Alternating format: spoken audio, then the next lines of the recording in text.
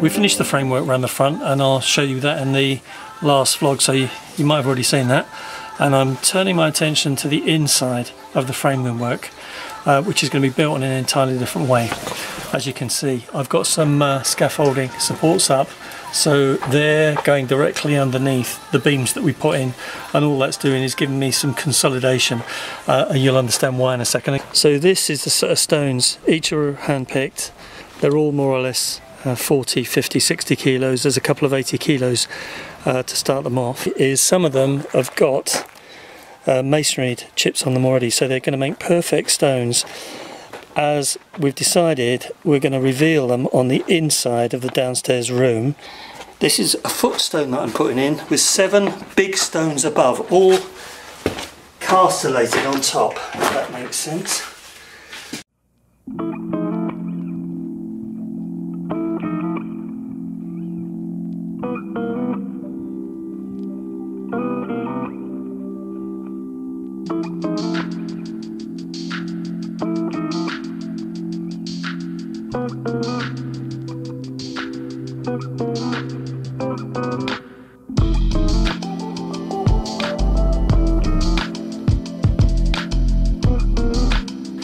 Right, you're back with me. So far so good.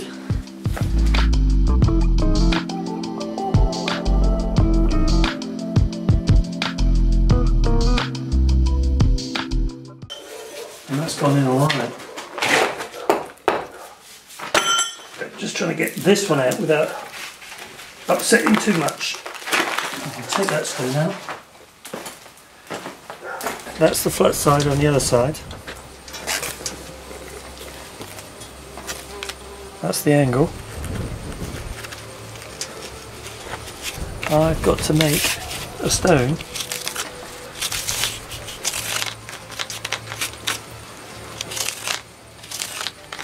with an angle on it.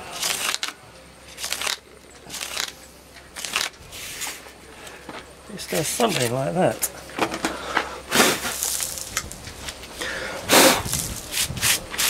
So I've got to cut all that piece of stone away to get the angle of our template.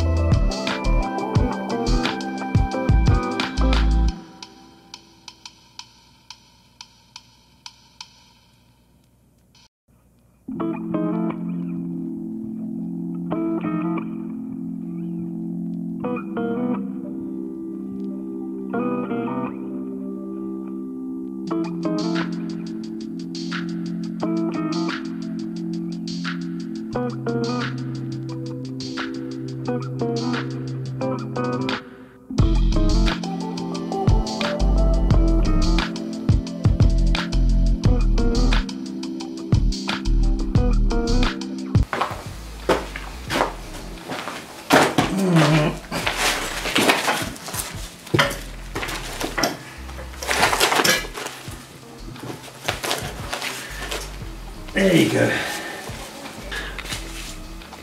Okay, so far so good. We've got 2 stones up. I wanted to get the first one set in place so that the ones that go on top don't knock it out of position.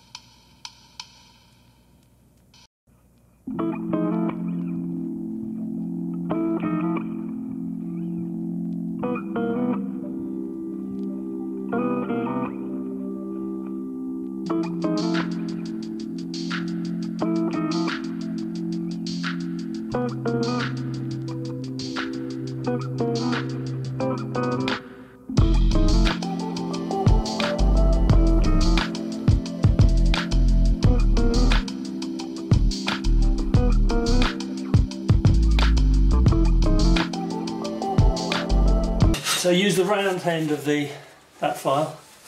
Does a great job.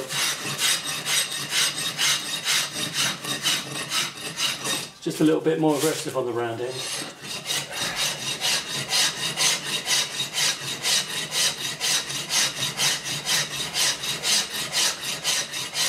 There's probably an easy way of doing this. So this is the 5th stone up on the left hand side.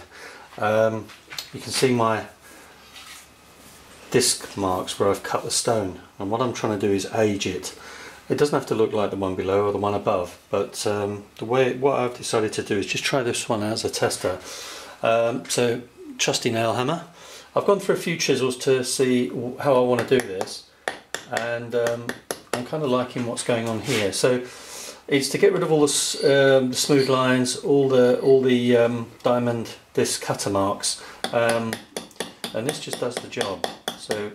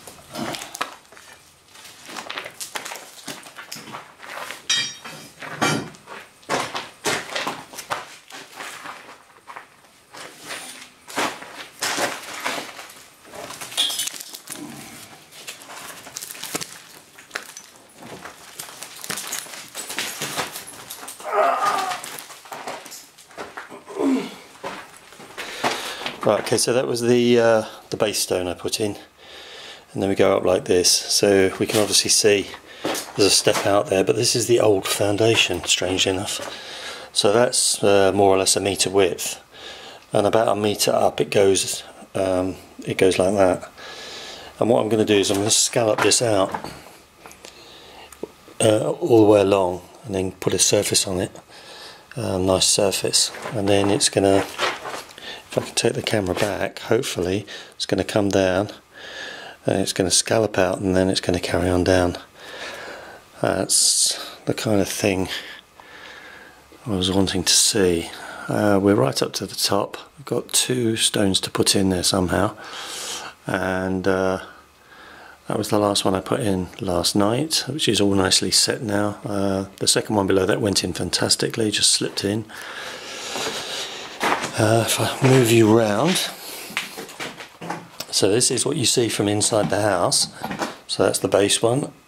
So we go up like this. So I've got to put a face on these stones, these ones here, because they've been cut to that angle, so that we've got an angle on the doorway when it opens.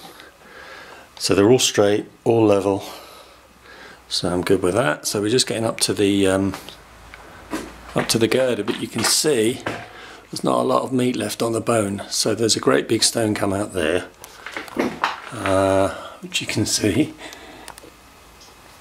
and I'm going to put a stone in there in a minute. I'm going to let that set probably through the day, and then I'm going to come back and I'm going to decide how this top one is going to go in, how it's going to look. Yeah, so a little bit unsure about that at the moment, but that's okay. Now that's in stark contrast to the other side, which is still all stone and teeth. So all that has got to happen next. So there's quite a lot of work there to do.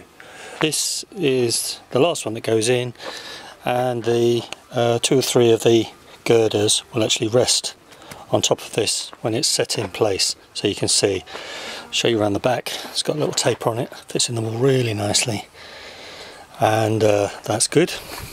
Okay, so we've got right to the top.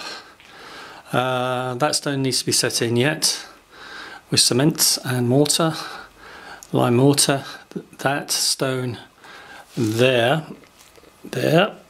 is just holding 2 or 3 of those girders on the end. We've got it all set up with scaffolding, so it's supported completely. There's no movement on the end on these girders whatsoever, so they've stayed in place nicely. What I intend to do is get that stone I've just showed you, the one I've got outside, and slot it in that hole there.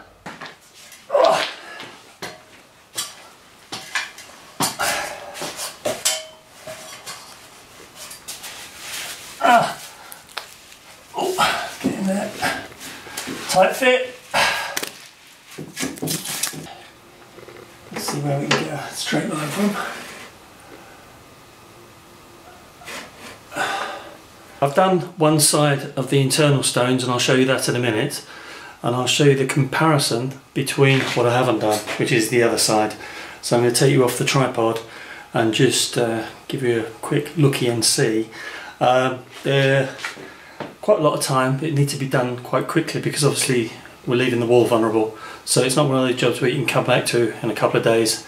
Really need to sort of push on. So these are taking me, well, 3 or 4 days to complete one side, and in that time also I've got all the stones finished, which I'll give you a run over on this side. So I'll take you off the tripod. So this is the, from top to bottom, that's the finished article.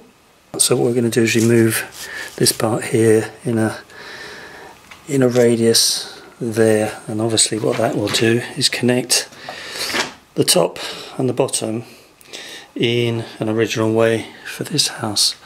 That's the top fitting, went in nice, and what I'll be able to do is to get some chemical between the final tiny little gap. I'll syringe it in between the girder and that last rock, and by complete contrast this is what we're taking on now. So necessary for the bracing, the scaffolding to be left in place. That's essential because that's holding up that the right hand side of it here when it all gets a bit flimsy down the bottom. If I take this from another angle, you'll see how these stones are sitting. So this is directly in front of the frame. that we've put in on the outside, so you can't see the frame in some places because the teeth stone are sticking out so far.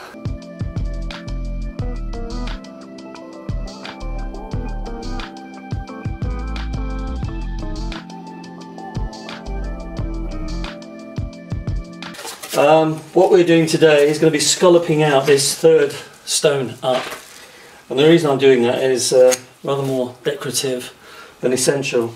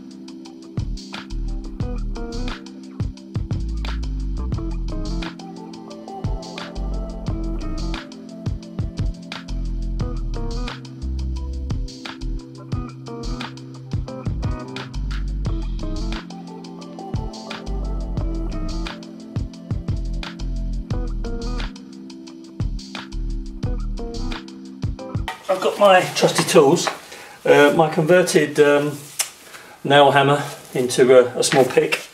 I've got a club hammer, £2, a